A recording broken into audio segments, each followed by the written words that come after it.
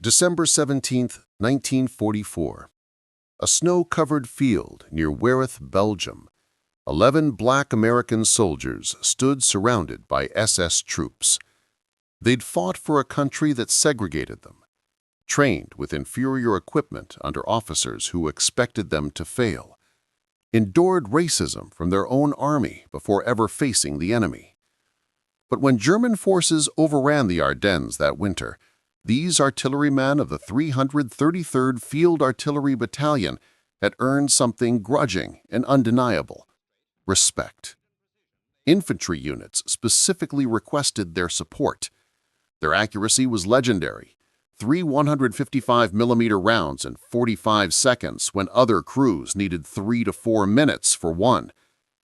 What happened to them in that frozen field would be documented, photographed, and investigated, then deliberately buried in classified files for 50 years. This is why. Before we understand what happened at Wereth, we need to understand who these men were and why the U.S. Army almost didn't let them fight at all. August 5, 1942, Camp Gruber, Oklahoma. The 333rd Field Artillery Battalion activated as a segregated, colored unit. The designation itself was intentional. Black soldiers would live in separate barracks, eat in separate mess halls, serve under predominantly white officers, many from southern states where a segregation wasn't just practice, it was law. The Army's 1925 War College report guided officer training through World War II. It taught that African Americans were careless, shiftless, irresponsible, and secretive, unmoral and untruthful, requiring leadership with praise and by ridicule. This wasn't policy from decades past. This was the doctrinal foundation shaping how these men would be trained, led, and deployed. Private First Class Vernon Baker, who would later earn the Medal of Honor with the 92nd Infantry Division, captured the atmosphere. Some officers made it clear they expected us to fail. They told us directly that colored soldiers couldn't fight, couldn't lead, couldn't handle combat pressure. We trained twice as hard to prove them wrong, knowing we'd get half the credit. The 333rd Field Artillery Battalion trained on M1 155mm howitzers, massive truck-drawn weapons that would remain in U.S. service through Vietnam. The shells weighed 95 pounds. Loading required precision teamwork under fire. The weapon's effective range exceeded 14 miles. Despite official expectations of failure, something unexpected emerged from Camp Gruber. These men were good, very good. Secretary of War Henry Stimson held firm to segregation policy, but President Roosevelt had issued an order. African Americans would serve proportionately, approximately 10% of the force. The question wasn't whether black soldiers would deploy, it was what the Army would let them do when they got there. The 333rd Field Artillery Battalion would answer that question in Normandy. February 19, 1944. The 333rd Field Artillery Battalion landed in England for final preparations. 4 months later, they'd face the test that would define them. Utah Beach, June 29, 1944. 23 days after D-Day, the 333rd came ashore. The initial slaughter had been cleaned up, but evidence remained everywhere. Destroyed equipment, hastily dug graves, the smell of burnt metal and cordite still hanging in the Norman air. The battalion was equipped with 6 M1 155mm howitzers per battery. As an independent artillery battalion, they existed outside the normal regimental structure.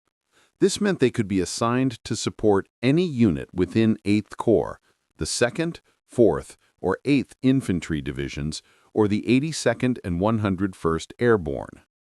It also meant they'd have to prove themselves constantly to new commanders who carried the same doubts their trainers had voiced at Camp Gruber. They got their first fire mission in Brittany. The Siege of Brest, August through September 1944. German forces had fortified the port city. Taking it required methodical, devastating artillery support. This is where the 333rd developed their reputation. Sergeant Bill Davidson, reporter for Yank magazine, observed a fire mission. What he witnessed changed his assumptions. It is rated by the Corps as an unusually fine unit. They have demonstrated their ability to deliver accurate, devastating fire. The numbers told the story. Most artillery crews needed 3 to 4 minutes to load, aim, and fire a single 155mm round. The 333rd could fire 3 rounds in 45 seconds from a single gun. At Rennes, they sang out their fire commands. Stand back. Ready. Rommel, count your men. Fire. Rommel, how many men you got now? Battalion records document a shot that entered military legend. A tank kill at a range exceeding 9 miles. The 155mm shell struck a German Panther's turret with such force it separated from the hull. By the time Paris fell in August 1944, something unprecedented had occurred. White infantry commanders were specifically requesting the 333rd for fire support. Troops who'd been told black soldiers couldn't handle combat complexity now witnessed artillery fire so accurate, so fast, so deadly that units competed for their support. The double standard remained. These men still lived segregated, still endured daily racism from their own army. But on the battlefield, respect was no longer optional. It was earned in blood and high explosive. October 4th, 1944. After months of continuous combat, the 333rd Field Artillery Battalion received orders that seemed almost too good to be true. Report to a quiet sector near the Belgian-German border. Schoenberg, Belgium. A small village 11 miles behind what soldiers called the Ghost Front, the Siegfried Line in the Ardennes Forest. The defensive positions were thinly held. The 106th Infantry Division, fresh from the States, had just taken over from battle-hardened units rotating out for rest. The wisdom among Allied commanders was simple. The Ardennes was too difficult for large-scale offensive operations. Dense forest, narrow roads, terrible weather. The Germans wouldn't attack here. They couldn't. Master Sergeant Floyd Jones remembered the atmosphere. We had just been sitting around awaiting orders, talked about Christmas, about going home. Some guys were writing letters, playing cards. It felt like the war had moved somewhere else. The 333rd's batteries were positioned to support 8th Corps. Service Battery and Sea Battery sat east of the R River, supporting the 14th Cavalry Regiment and elements of the 106th Division. The rest of the battalion established positions west of the river. Intelligence reports noted increased German radio traffic. Aerial reconnaissance spotted vehicle movements in the German rear areas. But the pattern seemed defensive, preparing for the inevitable Allied push into Germany itself. What intelligence didn't see was this: Adolf Hitler had committed everything to one final, desperate offensive. 29 divisions, 3 armies, over 400,000 men. The objective was to split Allied forces, capture the port of Antwerp, and force a negotiated peace in the West. The attack would come through the Ghost Front. December 16, 1944, 5:30 a.m. The quiet sector exploded. German artillery, more shells than the Wehrmacht had expended in entire operations earlier in the war, hammered American positions.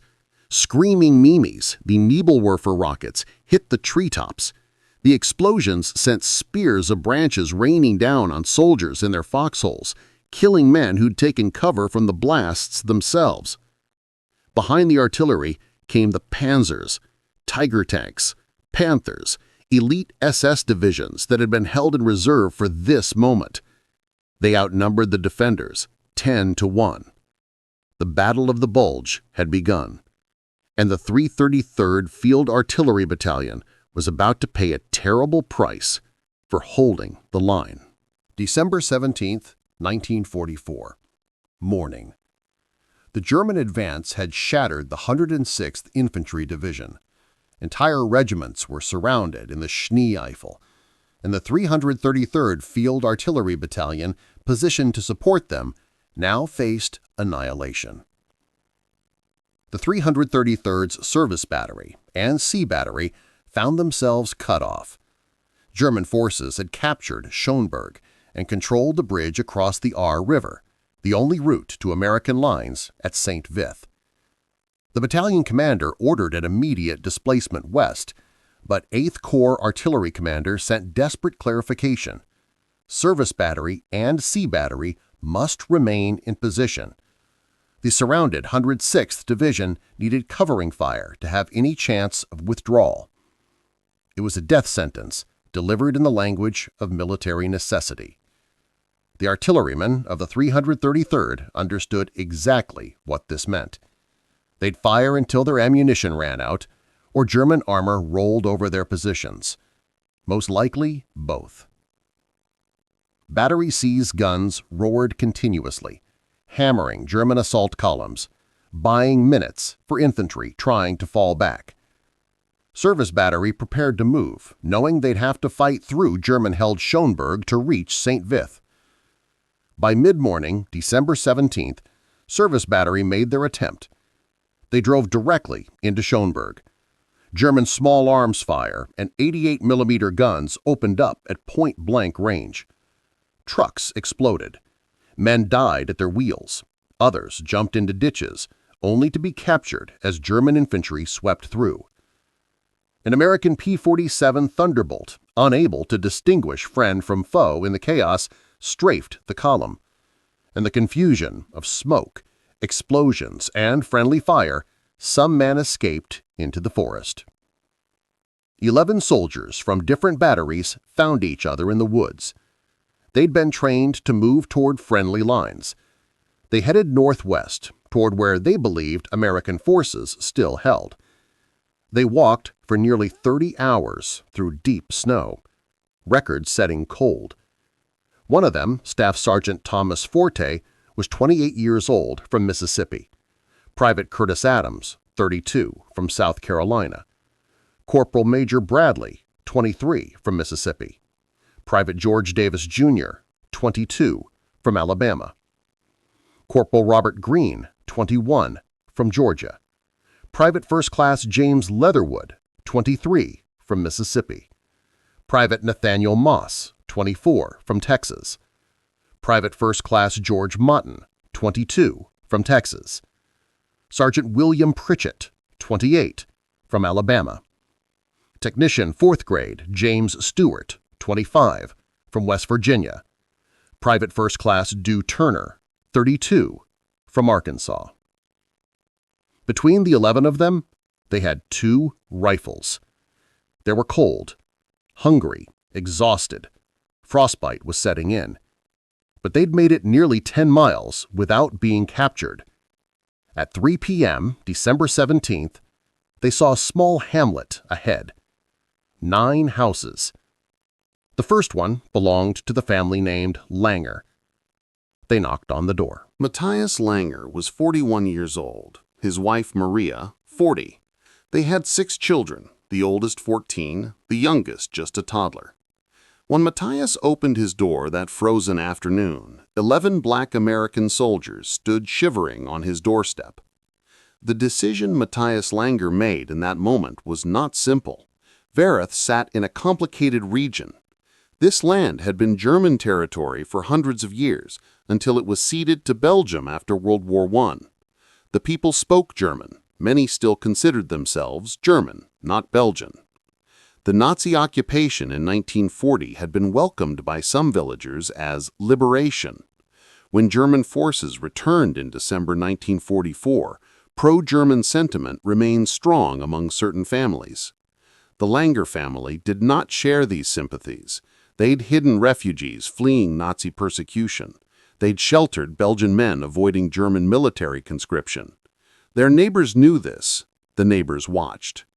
But when Matthias saw 11 American soldiers, frozen, desperate, carrying almost no weapons, he made his choice. He brought them inside. Maria Langer heated water, made coffee, found bread. The soldiers sat at the kitchen table, the same table that still stands in that house today, preserved as part of the memorial. 12-year-old Harman Langer watched the soldiers. Years later, he would remember their faces with absolute clarity. How they tried to warm their hands around the coffee cups. How they didn't complain despite obvious pain from frostbite. How one of them smiled at the younger children. The soldiers stayed for approximately 1 hour. A neighbor, a woman whose husband was in the German military, saw the soldiers enter the Langer house. She knew a German patrol from the 1st SS Panzer Division Leibstandarte Adolf Hitler was operating in the area. She went to find them. At approximately 4 p.m., a Schwimmwagen vehicle arrived in Wereth. 4 SS troops from Kampfgruppe Kintel, part of the 1st SS Panzer Division Leibstandarte Adolf Hitler, approached the Langer house. The 11 American soldiers saw them through the window. They could have fought. 2 rifles against 4 SS troops might have given them a chance. They could have run into the forest again, trying to disappear into the winter landscape. Instead, they walked out with their hands raised. They surrendered without resistance. The Germans made them sit in the road, in the cold, as darkness fell. Hermann Langer watched from the window as his mother cried silently. The soldiers who'd sat at their table an hour before, who'd warmed themselves by their stove, now sat in the snow waiting for whatever came next. Just after dark, the Germans marched them down the road toward a field at the edge of the village. Gunfire echoed through the winter night. In the morning, villagers saw the bodies. But the Germans were still in the area, moving back and forth as the battle raged.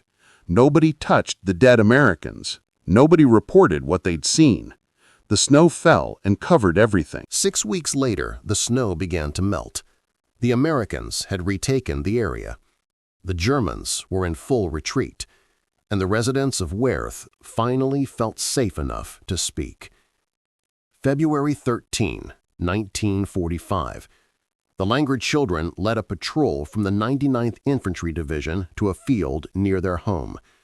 Corporal Ewald Seida was the first American soldier to see the bodies. What he found was documented in official U.S. Army investigation reports. The reports were immediately classified, secret. Photographs were taken by Army photographers before the bodies were moved. Those images would not become public for decades.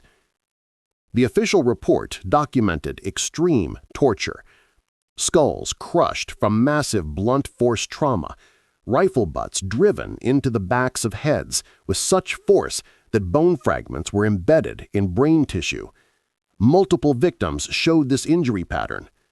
Teeth knocked out, jaws shattered, legs broken, not from falls, but from systematic beating with rifle stocks. Bones shattered in multiple places.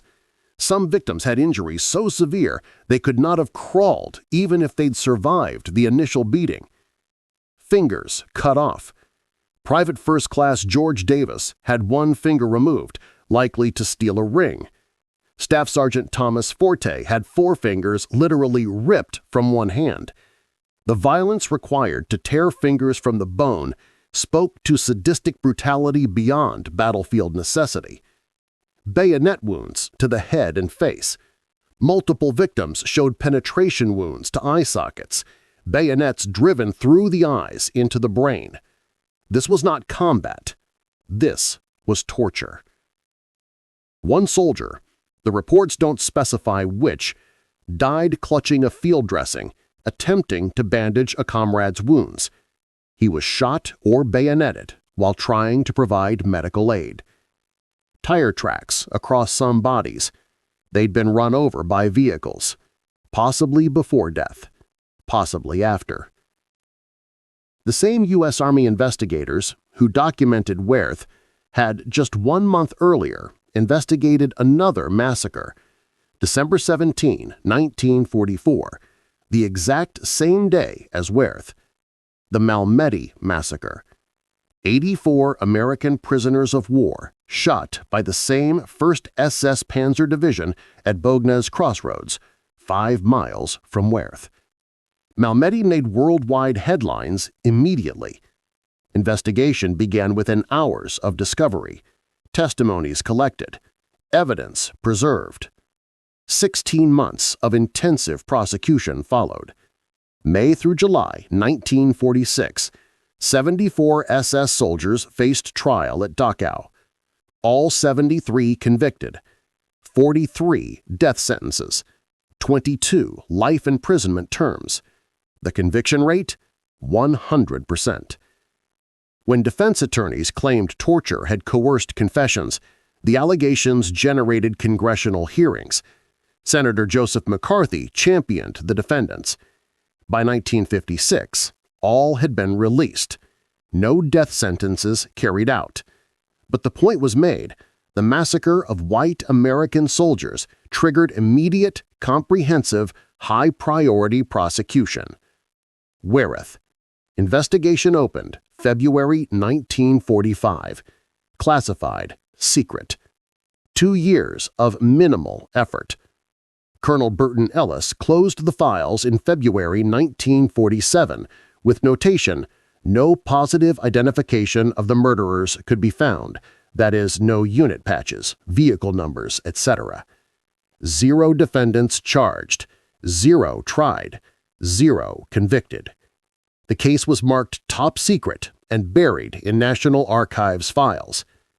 The same investigators who photographed the tortured bodies at Wereth did not interview the woman who betrayed the soldiers, though she was alive and available. They did not interview villagers who witnessed the capture. They documented evidence of torture far exceeding anything found at Malmedy. The Malmedy victims showed no signs of mutilation and still wore their rings, but they made no effort to pursue the matter further. By 1948, the classification was downgraded from secret to simply filed away. The investigation disappeared into bureaucratic oblivion. In 1949, the U.S. Senate Armed Services Committee investigated 12 recognized Nazi war crimes during the Battle of the Bulge. The Wereth massacre, with its documented extreme torture and available witnesses, was completely omitted from the final Congressional War Crimes Report. The families of the Wereth 11 received letters stating their loved ones died in combat. They were never informed about the massacre, the torture, and the investigation that went nowhere. The contrast is mathematical and damning. December 17, 1944. 12-year-old Herman Langer watched 11 American soldiers walk into the winter darkness at gunpoint. For the next 50 years, he carried that memory. And in 1994, he decided the silence had lasted long enough.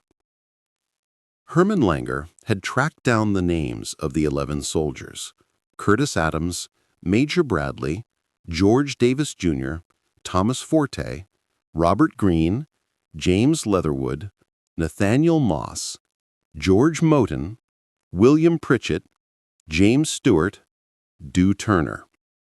On the 50th anniversary of their deaths, Herman placed a simple silver cross in the field where they'd been murdered. No ceremony, no official recognition, just one man's private gesture of remembrance for soldiers who'd sat at his family's kitchen table one frozen afternoon. Word spread slowly through Belgium. An American, Norman Lichtenfeld, son of a Battle of the Bulge veteran, heard the story. He connected with Herman and a handful of Belgians. Together, they raised funds to purchase the cow pasture. In 2004, they built an official memorial. The dedication ceremony drew larger crowds each year. Veterans who'd never heard of Wereth began making pilgrimages. The U.S. Embassy in Belgium started sending representatives. In 2013, former Congressman Jim Gerlach pushed for official recognition. Finally, in 2017, 72 years after the massacre, Congress passed H. Con Res 1943, providing official recognition of the 11 African American soldiers massacred at Wereth.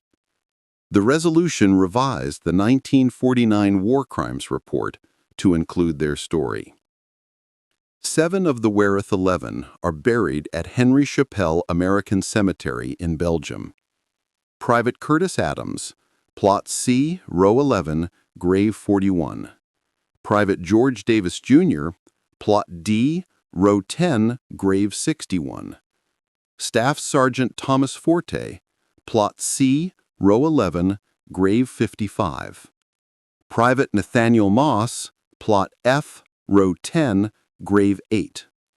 Private First Class George Moten, Plot E, Row 10, Grave 29. Technician 4th Grade James Stewart, Plot C, Row 11, Grave 2. Private First Class Dew Turner, Plot F, Row 5, Grave 9. 4 were repatriated to their families for burial in the United States. Corporal Mager Bradley, Sergeant William Pritchett, Private First Class James Leatherwood, Private Robert Green. The memorial at Wereth is believed to be the only monument in Europe dedicated specifically to Black American soldiers of World War II. Herman Langer maintained it until his death. His family continues the vigil. The table where the soldiers sat that afternoon still stands in the Langer home, preserved as part of the memorial site. Every December 17th, a ceremony is held. Descendants of the Wereth 11 attend. Descendants of the Langer family attend. Together, they stand in that frozen field and remember 11 men who fought for a country that segregated them, earned the respect of troops who'd been taught to despise them, and died in a massacre their own army decided wasn't worth prosecuting. The Wereth 11 massacre cannot be separated from the systematic racism permeating the U.S. military in 1944.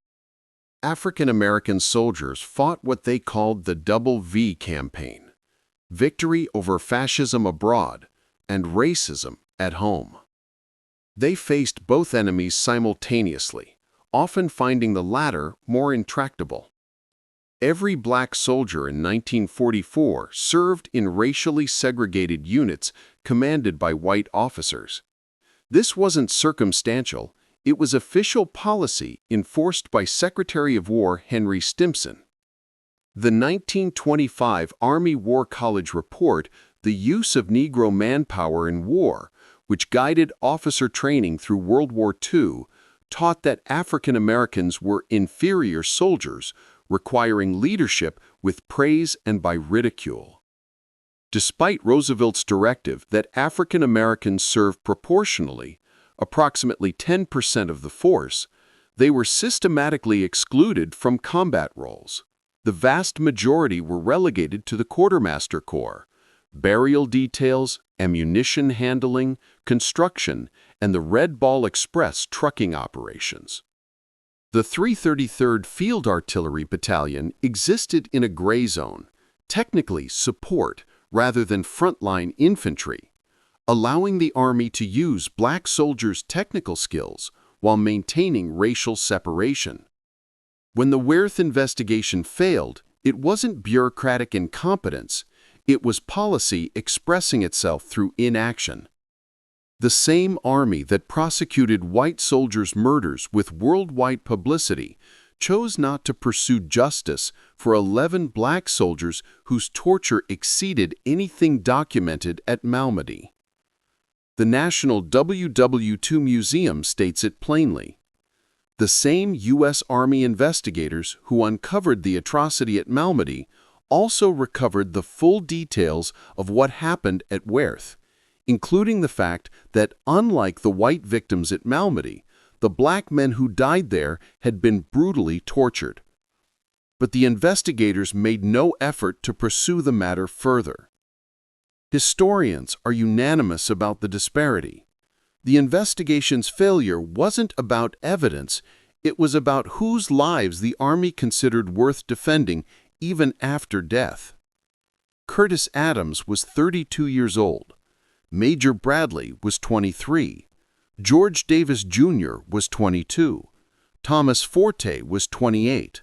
Robert Greene was 21. James Leatherwood was 23. Nathaniel Moss was 24. George Mutton was 22. William Pritchett was 28. James Stewart was 25.